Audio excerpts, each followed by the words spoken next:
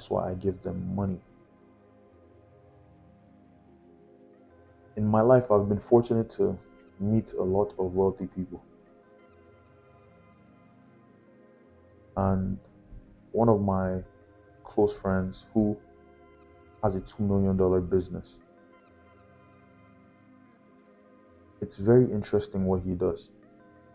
He has a $2 million business, and his business is a business that picks up dog shit in dog parks. That's what his business is, to summarize it. They pick up dog shit in dog parks. They clean up shit in dog parks. And they do $2 million a year.